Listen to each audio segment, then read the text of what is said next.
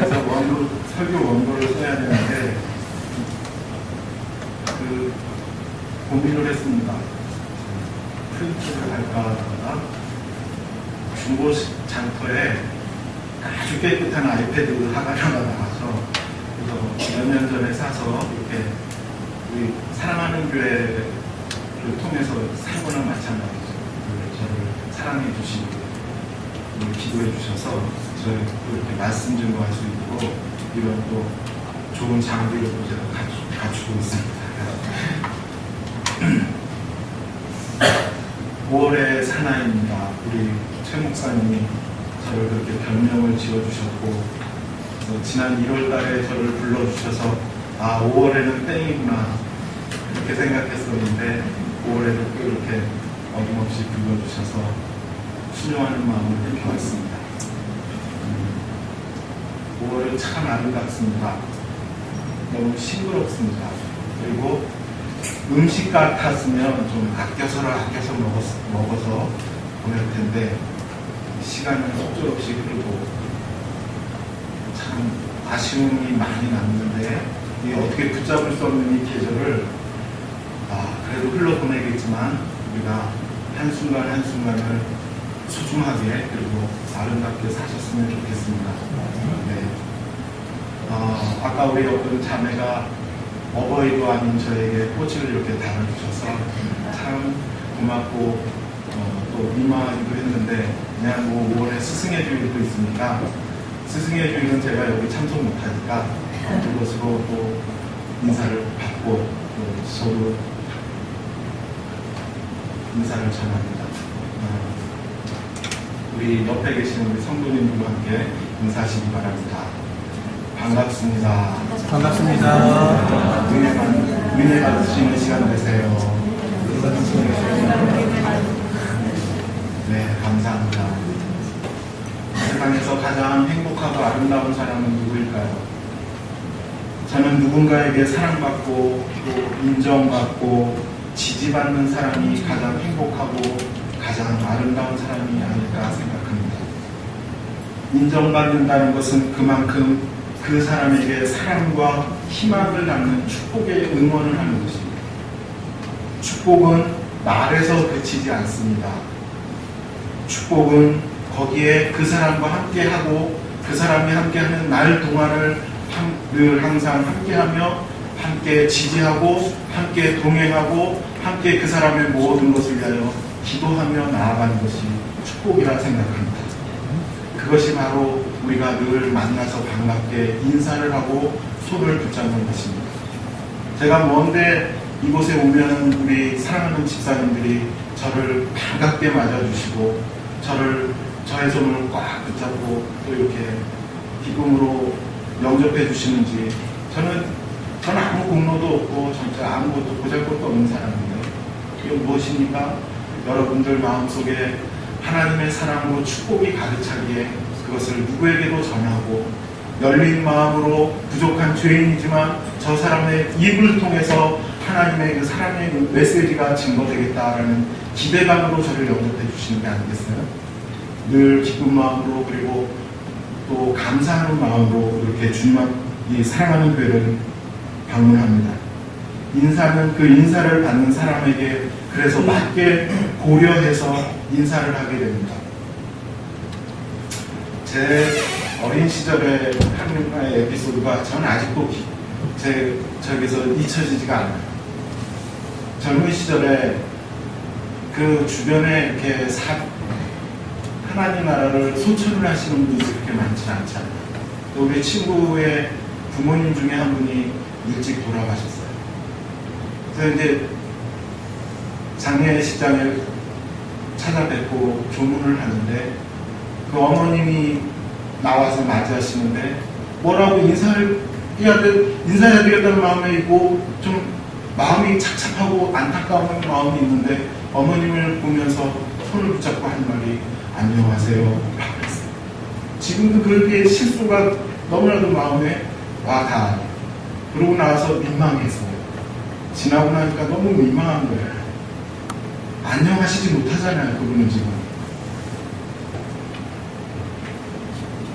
이렇게 인사를 맞게, 그 상황에 맞게 해야 하는데도 불구하고 우리는 가끔 이 인사의 상황에 맞지도 못하고 또 우리의 또 그 인사에 또 어떤 이면의 마음을 갖고 억하심정으로 그를 노려보는 그런 세상 사람들이 많이 있습니다. 그리고 그로 인해서 나타난 실수가 우리는 뉴스를 통해서 많이 가끔은 이렇게 보게 됩니다. 정치하는 사람들의 말의 실수, 뭔가 주목받는 사람들의 실수를. 그런데 여러분 말입니다. 어떤 때는 인사에 대해서 이렇게 부담스러울 때가 있습니다. 안녕하지 못할 때가 있습니다. 참 괴롭고 상황이 난처할 때 주변은 다 아름답고 이렇게 초록의 계절이고 행복한데 나만 잿빛 하늘이고 나만, 우리 가정만 고통이 있는 것 같고 우리에게만 아픔이 있는 것 같은, 왜 나한테 이런 일이 생길까 하는 그런 일들이 있을 때가 있습니다. 참 괴롭고 상황이 난처할 때가 있어요. 내가 뭘 잘못했어요, 하나님? 왜 저에게 이렇게 길을 막고 계시는 거예요? 하나님, 저에게 왜 이렇게 나타나 주시지 않는 거예요? 속으로는 울분이 나고 괴롭고 아픔이 있지만 사람들을 만날 때는 또 겉에 씀씀을 져야 하는 그런 상황이 있습니다. 누군가 와서 제 손을 잡고 인사를 할 때 그 인사가 그렇게 난감하고 또 답답하고 부담스러운 일이 될 때가 있습니다. 그럼 대면하는 것이 참 부담스럽죠. 그리고 또한 어떤 사람이 이런 힘든 일을 경험하고 있고 지금 겪고 있는 과정에 있을 때 그 사람을 만나서 내가 뭐라고 얘기할까? 내 말이 그에게 얼마나 도움이 되고 위로가 될까? 이런 안타까운 마음이 우리 안에 또 있을 때가 있습니다. 요즘 제가 그렇습니다. 11주년 감사 예배 말씀을 전해야 되는데 좀 맞진 않지만 제 심령의 이런 갈급함과 이런 번민과 또한 괴로움과 그리고 마음의 안타까움이 이 말씀을 자꾸 묵상하게 했어요. 그래서 여러분과 함께 이 말씀을 나누려고 하는데 제 요즘 상황이 그래요. 연로하신 우리 두 양친이 지금 너무 힘들어하시고 굉장히 몸이 연약해 가운데 계십니다. 우리 상담에 보면 인생의 라이프 사이클이 있는데 우리 40대의 인생들은 보면 우리 자녀들을 열심히 키웠는데 이 녀석들이 다 자기 혼자 컸는 줄 알고 엄마를 무시하고 아빠하고는 대화도 하지 않으려고 하는 사춘기의 시절을 보냅니다. 부모하고 자꾸 어긋나 있어요. 참 여러 가지로 마음에 무거운 짐이 있는데 또 우리 부모님들은 자꾸 몸이 약해지고 아파하십니다. 부모님들을 볼 때마다 그 한 해 하루하루가 여의어가는 걸 보면 그것 또한 그렇게 힘든 일이 없어요. 우리 인생이 그렇게 되어가고 있어요. 그러다 보니까 제 주변에 있는 우리 목사님들이 요즘 상황이 어때? 요즘 어떻게 지내? 한 친구는 여동생을 먼저 보냈어요. 그랬더니 어머님이 그 의지하던 딸을 보내고 나서 마음의 심령이 너무나도 괴로워서 육신의 질병을 얻어서 지금 이 아들 목사님 집에 그 병원 곁에 병원에 지금 입원 중에 계신데 항생제를 너무 투여를 하니까 이 병원에서 무슨 슈퍼바이러스인지 뭐 이런 걸로 이 내장이 잘 모두 감염이 됐다고요. 그래서 격리되어서 퇴원도 못하고 고통 중에 계시다라는 얘기를 들었어요. 그러고 그 친구는 사는 게 힘들어 목사. 난 너무 힘들어. 우리 여동생 가고 나서 왜 이렇게 힘든지 모르겠어. 그러면서 울어요 저에게. 얼마 안 있다가 늘 우리 최 목사님과 저는 한 15초, 20초에 잠깐의 대화를 하는데 늘 기쁘고 좋았어요. 근데 어느 날 우리 최 목사님 청천벽력 같은 소식을 저에게 전했어요. 우리 부친 최 집사님이 너무 아프시다라는 얘기를 들었습니다. 전 그 이후에 지금까지 제 모든 상황과 너무 힘들었어요. 그리고 최 목사님에게 그 자주 하던 전화를 어저께까지 못했어요. 어제 목사님이 설교 시간 늦지 마세요 하면서 전화를 주셨어요. 인생이 여러 가지로 어렵고 힘든데 그 사람에게 맞는 어떤 인사를 하고 그 사람에게 어떻게 대해야 할지를 생각할 때마다 왜 하나님의 사랑이 이렇게 힘들고 어려워야 합니다. 좀 더 기쁘고 좀 더 감사하고 하나님의 말씀대로 쉬지 않고 기도하면서 이렇게 살아갈 수는 없을까? 저는 이 말씀을 묵상하면서 저 자신의 상황과 우리 믿음의 형제들을 두고 기도하면서 그래서 준비하였습니다. 우리가 읽은 본문 말씀에 아름다운 인사가 나옵니다. 시대는 수백 년의 차이가 있지만 각기 다른 이 두 남녀에게 하나님의 사자가 나타나서 하는 인사는 동일했습니다. 은혜를 받은 사람아 평안할지어다. 저는 이 인사만큼의 최상의 아름다운 인사는 없을 거라 생각하면 되는데 여러분도 동의하십니까? 그러면 다니엘이 누군지 이 두 사람에 대해서 잠깐 알아보겠습니다. 여러분도 다 아시는 선지자 이 다니엘은 이스라엘의 꿈만 터는 소년이었습니다. 영특하고 영리하고 총명한 소년이었습니다. 근데 그 나라에 바벨론이 침범을 하고 바벨론으로 인해서 느부갓네살로 인해서 나라는 패망하고 모든 사람들을 조금 영특하고 좀 쓸만하다는 사람들은 모두 바벨론으로 끌려갔습니다. 우리가 세계사 시간에 배웠던 바벨론 유수가 그거죠. 베르디의 세 번째 오페라 나부코, 우리가 잘 알고 있는 합창이 있죠. 그 오페라 아리아 중에 내 마음아 황금빛 날개를 달고 날아가라 하는 그 히브리 노래의 합창이었습니다. 그 나부코가 느부갓네살이라는 사람의 이름, 그 이태리어 이름이죠. 근데 이 느부갓네살이 그 모든 히브리인들을 데리고 바벨론으로 끌고 갔을 때 그 중에 한 사람이 다니엘이었습니다. 조국에서의 청운의 꿈을 앓고 있었던 이 소년은 만국의 포로가 되는 그런 소년으로의 전락이 되었습니다.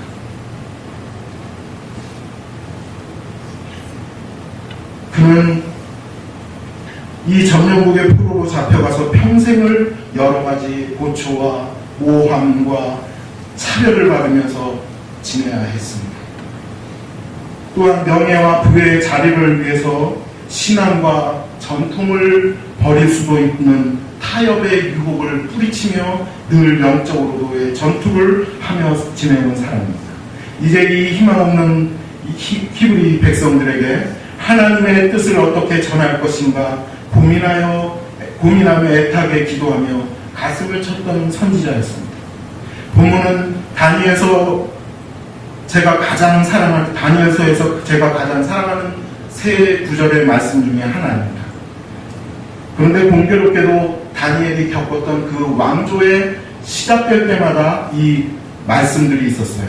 첫 번째로 1장 8절에 보면, 다니엘서 1장 8절에 보면 다니엘은 뜻을 정하여 왕의 음식과 그가 마시는 포도주로 자기를 더럽히지 않느니라 라고 했습니다.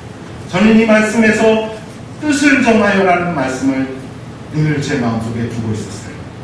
두 번째로 6장 10절 말씀에 다리오 왕 시대에 다리오의 그 이스라엘에서 그 바벨론 사람들이 다니엘을 죽이기 위해서 모함을 한 것이 무엇입니까? 왕만 섬겨라. 다리오 왕만 섬겨라. 다른 신들을 섬겨서는 안 되고 바벨론의 신과 그 신의 아들 다리오만 섬겨라. 이 칙령을 내려라. 안 그러면 모두 사자굴에 들어가 사자밥이 될 것이다 라고 했을 때 이 모든 위기의 속에서도 다니엘은 6장 10절에 뭐라고 했냐 하면 전에 하던 대로 창문을 열고 예루살렘을 향하여 하나님께 기도했다고 했습니다. 하던 대로, 전에 하던 대로. 그리고 오늘 이 10장 19절 말씀대로 은혜를 받은 자는 평안하라, 강건하라. 저는 이 세 말씀을 늘 묵상하고 또한 좋아하고 사랑하는 구절인데, 이 세 구절 중에 오늘 이 말씀을 보듯이 기도가 다니엘 선지자의 평생의 일정한 사역이었다는 것을 보여줍니다. 말씀의 배경의 10장 1절을 보면 이 10장 1절은 또한 느부갓네살 시대를 겪었고 다리오의 시대를 겪었고 이제 이 10장에는 고레스의 시대를 겪게 됩니다. 고레스 때는 어떻게 됩니까? 이스라엘 백성들이 이제 그 나부코의 히브리로의 합창처럼 모두 예루살렘, 이스라엘로 다 귀환했습니다. 그런데 이 85세쯤 되는 이 다니엘은 어찌된 이유인지 모르지만 바벨론의 바사에 남게 됩니다. 이 바사에 남게 되어서 그 이스라엘의 예루살렘으로 간 우리 동포들의 상황들을 간간히 소식을 듣습니다. 성벽을 재건하고 예루살렘의 성전을 건축하고 있다가 무엇인가에 막혀서 지금 15년 동안 예루살렘 성전이 건축되지 않고 있었어요. 다니엘은 그것이 너무나도 안타깝고 한이 되어서 하나님 아버지 앞에 기도를 합니다. 3주간에 절제하며 하나님께 기도를 합니다.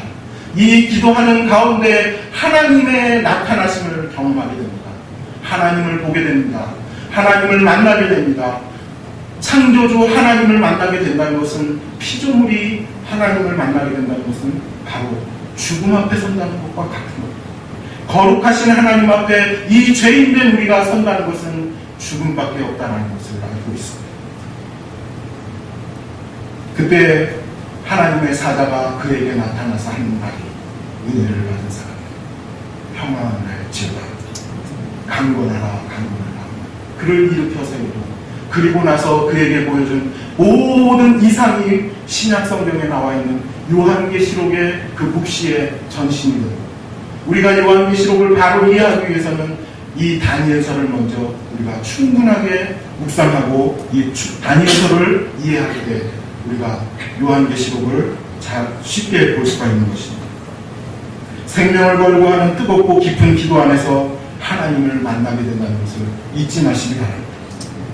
야곱이 분이엘의 아침에 하나님을 만나고도 내가 하나님의 얼굴을 보고도 살았다 하며 분이엘이라고 그 광야를 얘기했듯이, 야곱강 가까이서 하나님의 사자와 씨름을 하여 그의 환도뼈가 위골되고 그가 평생을 장애인으로 살 때, 그래도 내가 하나님을 나에게 복을 주시지 않으면 내가 이 하나님을 놓지 않겠다라고 했을 때 하나님이 내 이름을 이제 야곱이라 하지 말고 이스라엘이라 하라, 이렇게 말씀하시지 않습니다. 하나님을 만날 때, 하나님께 찾을 때 우리가 생명을 걸고 기도를 한다는 겁니다. 그렇게 그만큼 이 기도는 우리를 지치게 하는 싸움입니다. 우리의 영적 에너지를 소모시키는 힘든 싸움입니다. 그래서 요즘 사람들이 기도를 안 하는 겁니다. 기도를 피해버립니다. 우리가 아무리 말할 수 없는 힘들고 어려움과 고통이 있어도 눈에 보이는 결과물이 나타나지 않기 때문에 우리는 잘 기도를 하지 않습니다. 우리나라 교회가 기도를 하지 않고 있기 때문에 지금 우리 교회, 우리 이 기독교가 지금 이렇게 자정의 능력을 잃어버렸고, 우리 교회가 너무나도 지탄받는 대상이 되었고, 젊은이들이 교회를 떠나는 그런 상황이 되어버렸습니다. 그러나 승리의 기도는 우리를 영적인 에너지가 다 소모되어 쓰러진 상태에 그대로 놓아두지 않고 반드시 우리로 하여금 새로운 힘을 얻게 합니다. 그렇기 때문에 승리의 기도를 하기 위해서는 이 말씀 뒤에 나오는 하나님의 사자가 하신 말씀을 주목하기를 바랍니다. 21절 말씀에 오직 내가 먼저 진리의 글에 기록된 것으로 보이리라. 진리의 글, 바로 성경 말씀을 말합니다. 그러므로 기도로 승리하기 위해서는 어떤 영적인 파워에만 의지하는 것이 아니라 하나님의 말씀에 의지해서 그 하나님의 말씀을 붙들고 기도할 때 그 기도에 힘이 있고 승리가 나타나는 것입니다. 다음 마리아를 만나봅시다. 마리아가 이 인사를 받는 상황은 여러분도 알고 있지 않습니까? 우리가 믿음의 눈으로 성경을 묵상하면 지금까지 설교로 또는 묵상으로 접했던 이 진귀한 사건의 현장이었지만 당시 주인공인 마리아는 얼마나 황당하고 무서운 상황이겠습니까? 34절 말씀에 마리아가 천사에게 말하되 1장 34절 천사에게 말하되 나는 남자를 알지 못하니 어찌 이 일이 있으리요? 라고 이렇게 말했습니다. 이게 무슨 얘기입니까? 아직 모르시는 분이 있을지 몰라 제가 착하게 설명해 드릴게요. 마리아에게 가브리엘이 나타나서 은총을 받은 사람아 평안한지라 라고 아름다운 인사를 한 후에 메시지를 주는데 네가 이제 곧 아기를 잉태한다. 동정녀 아직 남자를 알지 못하는 처녀에게 아기를 잉태할 거야. 이렇게 얘기를 했습니다. 그리고 그 아기는 이제 아주 중요한 일을 하게 될 것이고 너는 진짜 이 세상의 여자 중에 가장 큰 여자가 될 거야. 그가 바로 그리스도이시고 이 세상의 구원자가 되시를 예수 그리스도라는 것을 얘기해 주고 있습니다.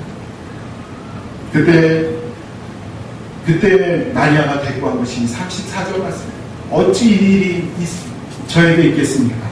말도 되지 않고 증명조차 못할 일이 그녀에게 일어나는데 그 처음이 이런 인사를 받은 것이었습니다.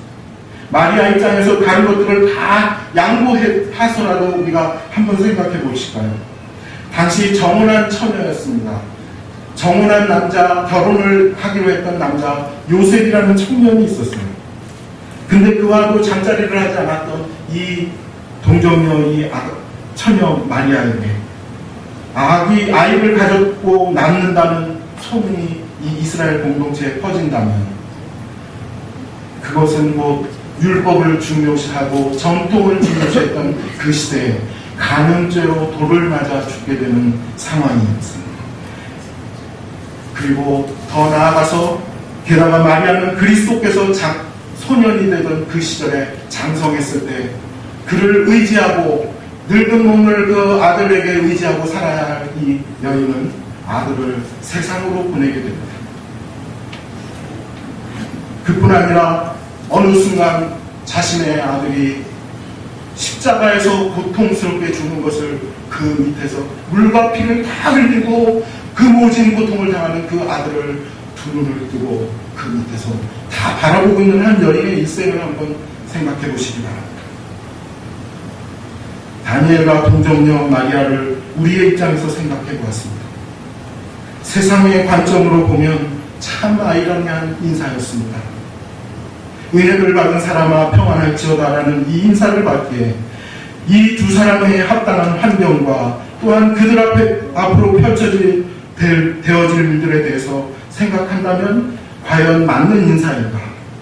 과연 나에게 이런 상황이 왔을 때 나에게 이런 인사를 가브리엘을 통하여 하나님의 사자를 통하여 주어진다면 나는 과연 이 인사를 아멘으로 받을 수 있을까? 분명히 두 사람은 이런 최상의 아름다운 인사를 받았음에도 불구하고 이 인사를 받는데 충분한 사람들이라는 것을 은혜의 시대에 사는 우리는 성경이 완성된 이 시대에 사는 사람들은 성경을 통해서 보았습니다. 그래서 알 수 있지만 그러나 저는 그 당시대에 그들은 어느 날 갑자기 듣게 된 이 인사를 호련히 찾아온 그 사람을 통해서 온 그 인사를 우리는 받아들일 수 없을지도 모르겠습니다. 그 일들이 그들의 삶과 그로 인한 그 이후의 그 시대에 그들의 삶을 통해서 볼 때 그리고 그들을 통하여 그 다음 세대로 이어져 나가는 그 모든 되어지는 일들을 그들이 상상하며 그것들을 모두 예측해 볼 때 그것은 행복한 상황만은 아니었습니다. 소박한 꿈을 갖고 소박한 가정을 이루고 소박한 가정에서 정말 아이들의 소소한 그 행동 하나하나의 축복인 줄 알고 그것을 바라보며 살아가는 것이 꿈이었던 한 소녀에게 이스라엘의 작은 정치를 하며 그리고 그의 꿈을 이뤄서 펼쳐서 변호사가 되든지 아니면 의사가 되든지 나는 이렇게 살아갈 거야 꿈을 꿨던 한 소년이 느닷없이 나라가 패망하며 그 나라를 패망한 가운데 그의 평생을 조국을 떠나 이방 국가에서 신앙도 맞지 않는 곳에서 살아갔던 한 노사도의 선지자에게 있어서 이 모든 이 인사는 감당하기 어려운 인사였을지도 모릅니다. 그런데 이것이 바로 은혜라고 합니다. 사람들은 말합니다.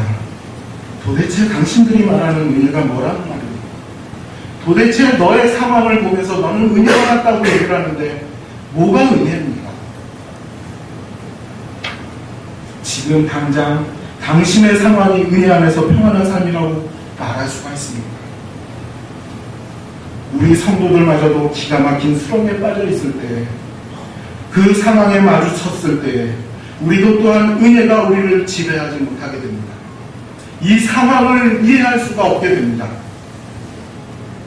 설교를 듣고 묵상을 하다 보면 은혜가 되지만 때로는 그 말씀을 그렇다고 인정을 하지 못하게 되고 무의식적으로 기계적으로 아멘이라고 외치고 있지만 그렇다고 고백을 할 수가 없는 상황이 올 때가 있습니다.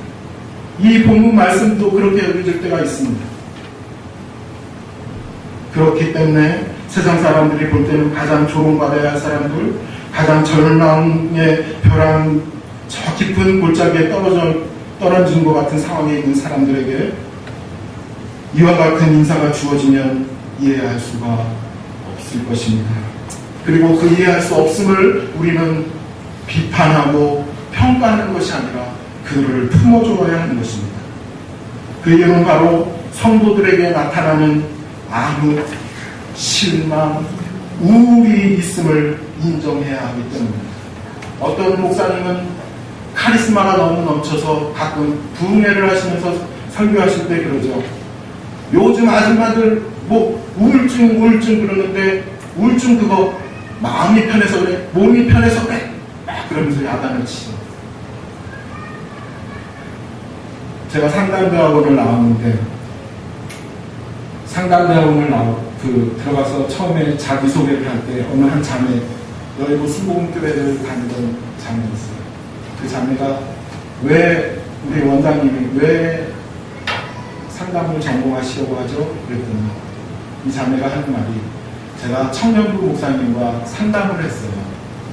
제 고민을 정말 망설이다 너무 힘들어서 청년부 목사님께 가서 고민을 상담을 했더니 목사님이 제 사연을 다 듣고 하시는 말씀이 기도합시다. 이었대요.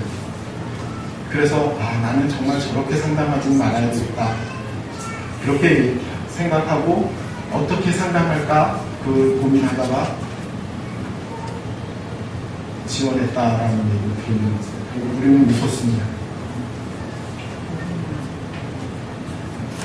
우리는 쉽게 얘기를 합니다. 어렵고 힘들고 고통 있는 형제자매들에게 지금 당신의 죄악 때문에 그렇습니다. 당신이 지금 믿음이 너무 연약해져 있기 때문에 그렇습니다. 당신의 상황이 지금 너무 좋지 않아요. 하나님께 기도해 보십시다. 다 맞는 얘기죠. 그리고 인정할 수밖에 없죠. 그런데 그 사람과 얘기가 하기 싫어지고 갑자기 대화문을 닫고 등을 돌리고 어깨에 힘이 빼져서 돌아갈 수밖에 없는 그 이유가 뭘까요? 지금 그 사람은 그것을 나의 잘못을 지적해달라는 게 아니었어요.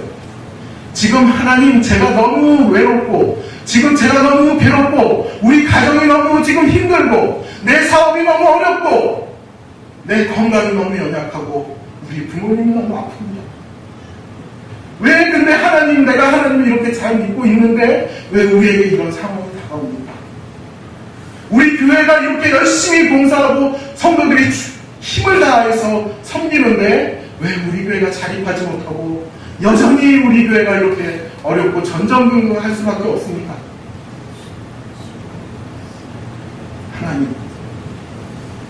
하나님은 지금 어디 계십니까? 이 믿음 없는 원형석 목사의 기도가 아니라 시편의 42편의 기도, 성도가 이렇게 노래를 했어요. 시편의 88편의 성도들이 이렇게 노래를 했어요. 시편의 109편의 성도들이 하나님, 도대체 하나님 어디 있습니까? 라고 외치며 기도를 했어요. 이스라엘 사람들은 여호와의 임재와 임재하지 않음에 대해서 너무 많은 관심을 갖고 있었어요. 그리고 임재했을 때 그 셰키나의 영광을 찬양하며 영광을 돌렸어요. 하지만 하나님이 임재하지 않았음을 성경 말씀에 배제하지 않았어요. 고스란히 그들의 심령과 그들의 심정을 다해서 그 성경을 노래했어요. 우리 또한 그럴 수 있습니다. 사랑하는 성도, 우리 또한 그럴 수 있습니다. 성경의 그 믿음의 성진들의 그 아름다운 그 믿음의 그 결과물들을 우리가 보면서 우리는 저렇게도 살지 못하는데 그들도 그렇게 아팠고 그들도 그렇게 암흑이 없고 그들도 그렇게 우울했습니다. 그래서 신학에서는 이것을 보고 무엇이라고 얘기를 하냐면 데우스 압스콘디투스라고 해서 하나님이 숨어 계시다라고 얘기를 합니다. 이사야 선지자는 이사야서 50장 10절 말씀에 너희 중에 여호와를 경외하며 그 종의 목소리를 청종하는 자가 누구뇨? 암흑중에 행하여 빛이 없는 자라도 여호와의 이름을 의뢰하며 자기 하나님께 의지할지어다. 아멘. 지금 이사야 선지자는 한 철로 역정을 하고 있는 한 성도를 향해서 얘기를 합니다. 여행을 하고 있는 성도를 얘기합니다. 그 여행을 하고 있는 빛을 따라 여행을 하고 있던 이 성도에게 갑자기 천국 같은 어둠이 내려졌습니다. 아무것도 보이지 않습니다. 어둠 속에서는 이정표도 보이지 않습니다. 지금 내 곁에 누가 서 있었는지도 구분되지 않습니다. 앞으로 내가 어느 방향으로 가면 이것이 바른 방향이고 잘못된 방향인지도 구분하지 못하게 됩니다. 지금 내 옆에 있는 사람이 나의 편인지 나의 적인지를 구분하지도 못하게 되어 있습니다. 하나님이 숨어 계시기 때문에 빛을 가리셨기 때문에 지금 나에게 이런 상황이 다 있습니다. 그래서 후안 데 예페스라는 분은 이것을 영혼의 어두운 밤이라고 이렇게 명했습니다. 영혼의 어두운 밤은 바로 우리에게 닥친 고난에 대한 왜 나에게 이런 고난이 왔을까라는 의문의 어떠한 빛도 비치지 않을 때 우리가 은혜를 받는 통로인 기도와 예배와 찬송과 말씀 묵상과 이 모든 것이 의기소침한 영혼에 아무 효과가 없을 때 그래서 내가 뭔가 좀 다시 새롭게 발견하고자 집회를 찾아다니고 세미나를 참석하고 그리고 신천지의 유혹에도 빠지게 되고 하는 이런 상황이 되어진다 할지라도 그 영혼의 밤을 해결할 수가 없습니다. 우리 스스로는 영혼의 밤을 해결할 수가 없습니다. 왜 혹시 나만 이런 것은 아닐까? 그렇게 생각하시지 마시기 바랍니다. 시편의 기자들이 이 고민을 두고 평생을 노래하고 외쳤습니다. 하지만 단 한 가지 사랑하는 여러분들 잊지 말아야 할 것은 그들이 이 아픔과 이 고민과 고통을 노래했지만 그 모든 것을 그들의 한탄으로 노래한 것이 아니라 하나님이 들어주시고 하나님이 함께 하실 것이라는 믿음을 갖고 노래했습니다. 이제 우리에게 어떠한 외부적이고 물리적인 것들로 인해서 우리 삶의 근원마저 흔들리고 고통을 받을 때가 있을 수가 있습니다. 우리 최 집사님의 질병을 통해서 우리 가족들이 겪어야 되는 이 본인과 그 가족들이 겪어야 되는 그 말할 수 없는 아픔을 우리는 다 이해할 수가 없습니다. 단지 우리가 느끼고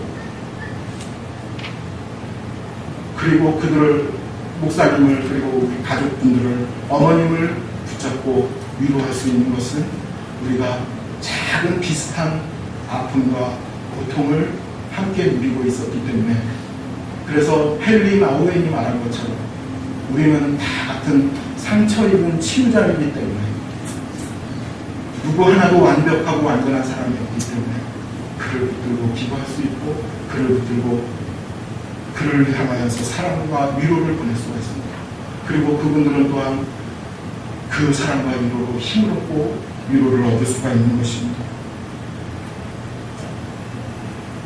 우리는 고난과 시련이 찾아오면 그에 대한 반응으로 들추어내지 않고 스스로 견디는 참음과 주변에 알리는 것을 부끄러워하는 경향도 있습니다. 그래서 침묵은 고난에 대한 적합한 응답이다라고 누군가는 얘기했습니다. 그러나 침묵은 어둠을 더욱 깊게 해줄 뿐입니다. 욥이 말했듯이 욥은 자신의 고난을 받고 있는 그 고난을 더욱 자기를 고립시키는 효과를 가지고 있었습니다. 욥은 자신이 하나님에게서 버림받고 또 모든 사람들로부터 잊혀졌다고 생각했습니다. 고난은 부담을 지고 침묵을 유지한다는 것은 더더욱 자신을 고립시키는 것입니다. 그러나 성경은 분명 침묵을 권장하거나 말하는 것을 금하지를 않았습니다. 나의 하나님, 어찌하여 나를 버리셨나이까? 예수님은 십자가에 달려 죽으시면서 이렇게 외쳤습니다. 그 무음하시고 완전하시고 전능하신 그 하나님이 십자가에 육신으로 달려 죽으시면서 외친 그 고통의 한마디는 우리의 마음을 급히 위로할 수가 없습니다. 예수님도 자기의 아픔을 위해서 울었습니다. 우리도 주님 앞에 나와서 우시기 바랍니다. 침묵하시지 마시기 바랍니다.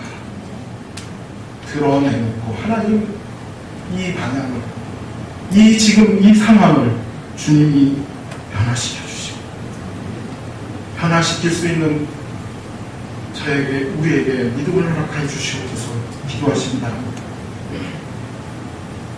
다시 본문이 말하는 이 아름다운 인사의 내용으로 살펴보겠습니다. 은혜를 받은 자여 평안할지어다.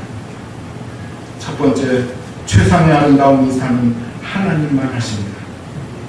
하나님의 은혜란 성경에서 살펴봅시다. 창세기 6장 8절에 그러나 노아는 여호와께 은혜를 입었더라 라고 얘기했습니다. 노아는 하나님께 은혜를 입었다고 말씀합니다. 은혜는 어떻게 입을 수 있습니까? 히브리서 11장 6절 말씀과 7절 말씀에 보니까 믿음이 없이는 하나님을 기쁘시게 하지 못하나니 하나님께 나아가는 자는 반드시 그가 계신 것과 또한 그가 자기를 찾는 자들에게 상 주시는 이심을 믿어야 할지니라. 7절 말씀에 믿음으로 노아는 아직 보이지 않는 일에 경고하심을 받아 경외함으로 방주를 준비하여 그 집을 구원하였느니라. 은혜 받는 사람은 하나님을 기쁘시게 하는 사람. 하나님을 기쁘시게 하는 것은 우리가 믿음으로 하나님을 인정하는 것입니다. 그때 하나님께서는 그의 가정과 그의 가족들을 모두 구원해 주셨습니다. 그 은혜가 바로 죽음과 심판에서의 구원이었습니다. 사랑하는 성도 여러분, 우리가 바로 그 구원의 은혜를 누리고 살아가고 있는 구원의 백성들입니다. 은혜의 자녀들입니다. 우리는 이제는 더 이상 법 아래 있지 않냐고 은혜 아래 있다고 우리는 선포하고 있습니다. 그런데도 가끔씩 우리의 상황 속에서 나타나는 이 절망과 암흑과 어둠을 우리는 어쩌면 이 평생을 살아가면서 이 평생의 이 암흑과 어둠을 계속 갖고 안고 살아갈지 모릅니다.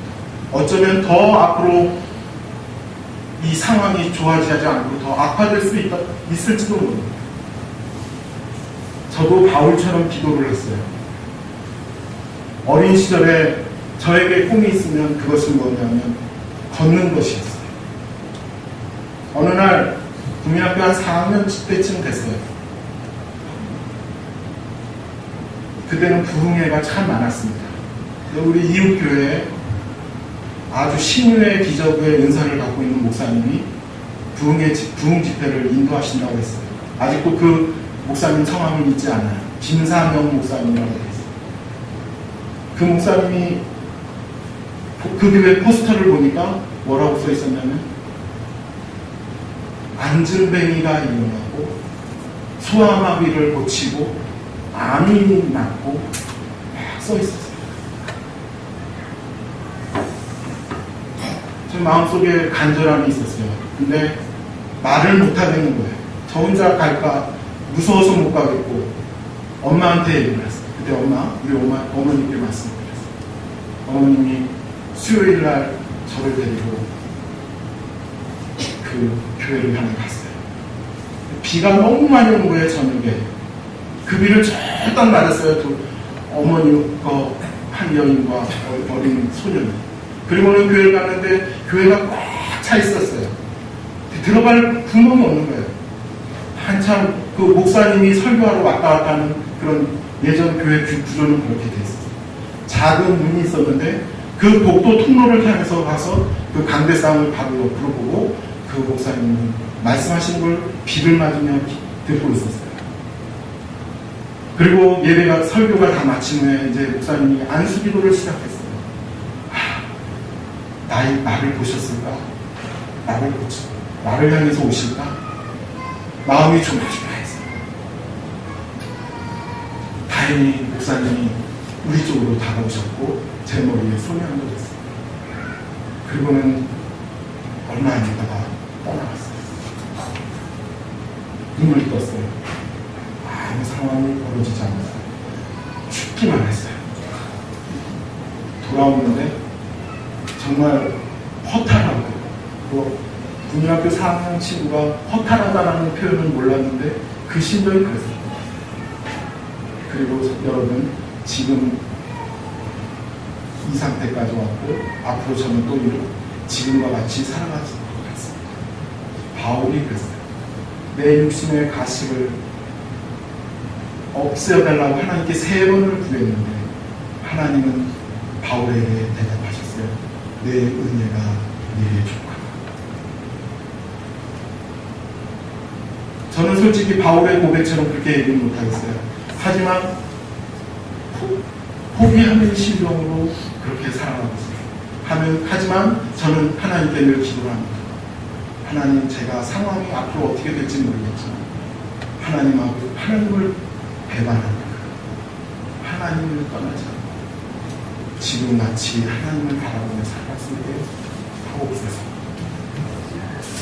우리의 상황이 앞으로 어떻게 변할지 모르겠지만 지금 위기 상황 속에 있는 여러분들이 있다면 그 상황을 우리가 이겨나갈지 어떻게 극복을 할지는 우리가 모르겠지만 앞으로 더 좋아진다는 보장도 없지만 우리가 하나님께 기도할 수 있는 것은 하나님이 우리를 구원하시는 분입니다.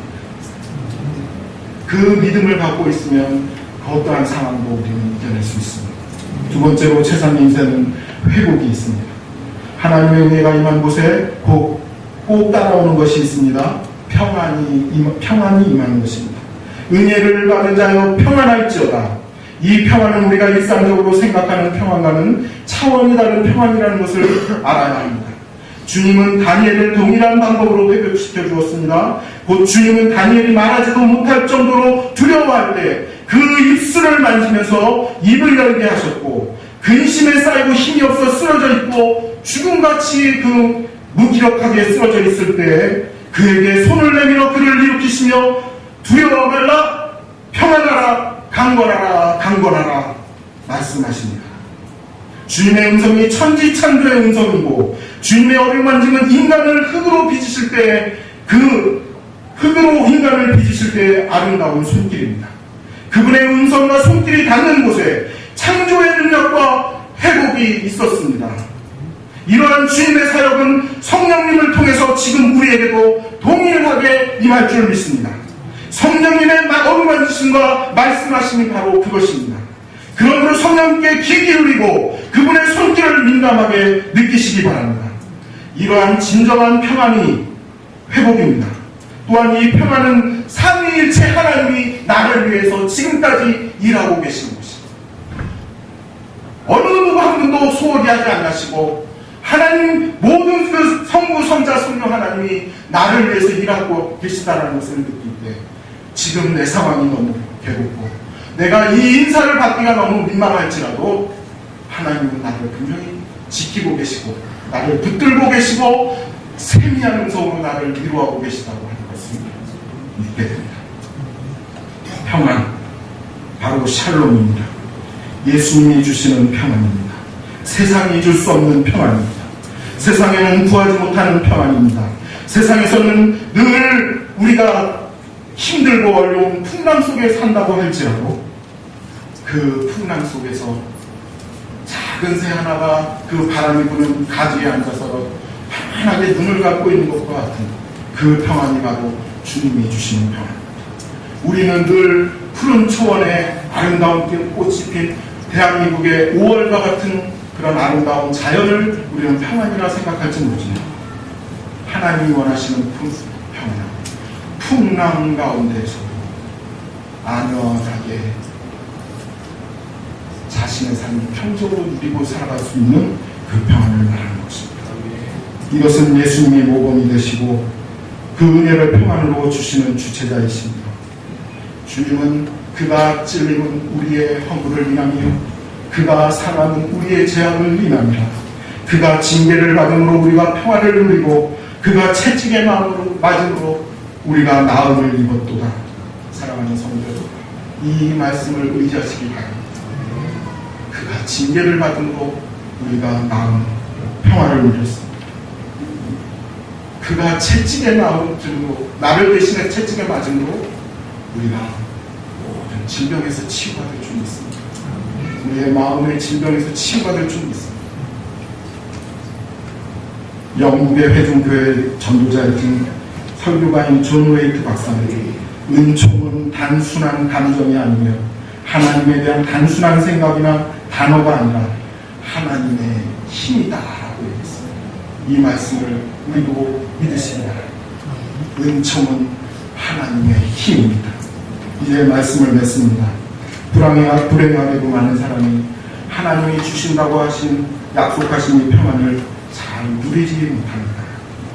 그들은 하나님의 문제 해결에는 능력의 하나님으로만 믿고 있기 때문입니다.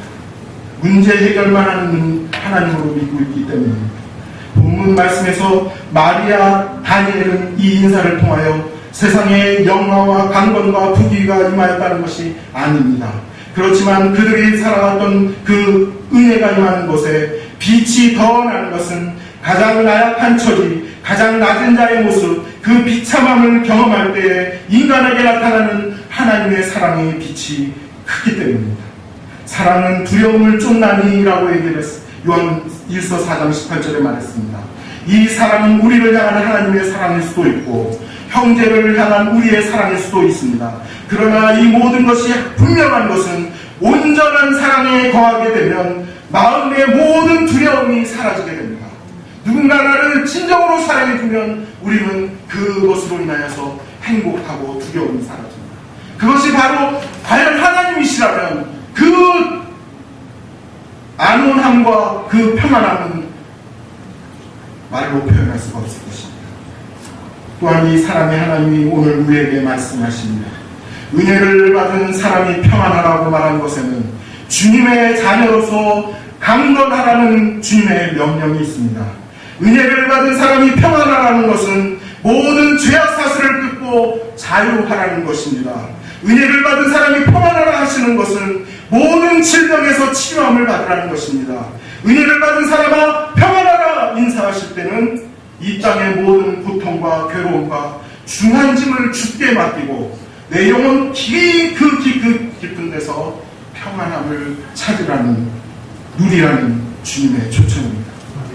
세상에 어떤 고통과 악한 상황에 처해있고 그 짙은 어둠의 터널에 갇혀있는 분이 계십니까? 저는 잘 알지 못하고 여러분 주위에 있는 믿음의 형제 자매들도 잘 알지 못합니다. 하지만 주님이 침묵하신다고 주님이 모르고 계신 건 아닙니다. 주님은 분명히, 예수님은 분명히 우리를 위하여 하나님 앞에 지금도 기도하고 계십니다. 그리고 성령 하나님은 나에게 계속 그 부드러운 음성으로 말씀하십니다. 잘 데려가 일어서라 평안하라. 샬롬 불안전에서 말합니다. 절망에서 희망입니다. 죽음에서 살리는 이 믿음을 붙게 해주시기 바랍니다. 오늘 우리 11주년 되는 사랑하는 교회에 주님께서 인사를 하시니 은혜를 받은 사랑과 평안하였죠. 우리 412장 찬송가 412장 찬송을 보면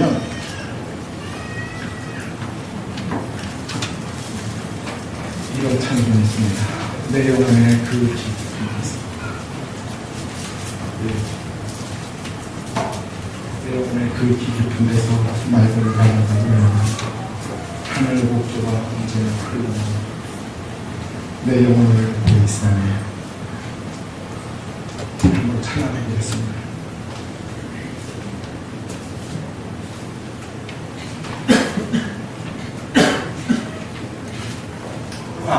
그럼 우리 잠시 이 수영구에 보면 이런 찬양이 있죠. 여러분들 다 아시는데 눈을 감고 후렴을 한번 찬양해 볼까요? 평화로다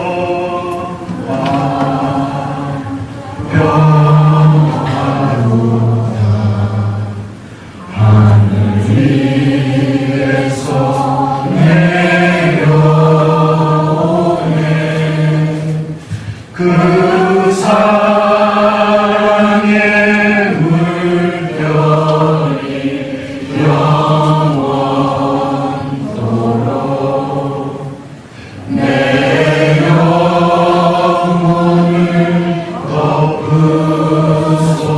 덮으소서. 다시 한번 간절한 마음으로